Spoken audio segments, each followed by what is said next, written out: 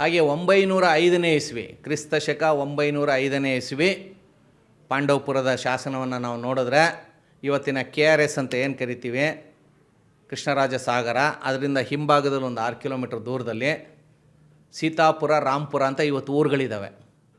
ಅದನ್ನು 905ನೇ ಇಸ್ವಿಲಿ, ಅಂದರೆ ಇವತ್ತಿಗೆ ಸರಿಯಾಗಿ 1030 ವರ್ಷಗಳ ಹಿಂದೆ ಅಥವಾ 1130 ವರ್ಷಗಳ ಹಿಂದೆ ಆ ಸೀತಾಪುರ ಮತ್ತು ರಾಂಪುರ ಅಂತ ಇವತ್ತೇನು ಕರಿತೀವಿ ಅದನ್ನು ತಲೆನೆರೆ ಅಂತ ಕರೀತಾಯಿದ್ರು. ಶಾಸನದಲ್ಲಿ ಉಲ್ಲೇಖ ಇದೆ. ಅಲ್ಲಿ ಕಾವೇರಿ ನದಿ ಹರಿಯುತ್ತೆ.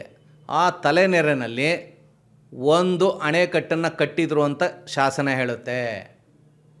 905ನೇ ಇಸ್ವಿನಲ್ಲೇ ತಲಕಾಡು ಗಂಗರು ಹರಿಯುವ ಕಾವೇರಿ ನದಿಗೆ ಒಂದು ಅಣೆಕಟ್ಟೆ ಕಟ್ಟಿದ್ದಾರೆ. ಅಂದರೆ ಇವತ್ತು ಕಾವೇರಿ ನದಿನಲ್ಲಿ ಎಷ್ಟು ಒಂದು 50 TMC ನೀರು ಹರಿಬೋದು.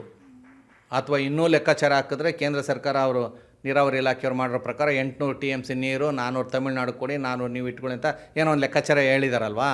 ಇವತ್ತಿಗೆ 800 TMC ನೀರು ವರ್ಷ ಪೂರ್ತಿ ಕಾವೇರಿ ನದಿಯಲ್ಲಿ ಹರಿಯುತ್ತೆ. ಅಂದರೆ 1000 ವರ್ಷಗಳ ಹಿಂದೆ ಆ ನದಿಯಲ್ಲಿ ಎಷ್ಟು 1000 TMC ನೀರಿತ್ತು, ಆ ಫೋರ್ಸ್ ಎಷ್ಟಿತ್ತು, ಅದನ್ನು ತಡೆದು ಅಣೆಕಟ್ಟೆಯನ್ನು ಕಟ್ಟುವಂಥ ತಂತ್ರಜ್ಞಾನ ತಲಕಾಡು ಗಂಗರ ಕಾಲದಲ್ಲಿ ಇತ್ತು ಅಂತೇಳಿ ಆ ಶಾಸನ ಹೇಳುತ್ತೆ.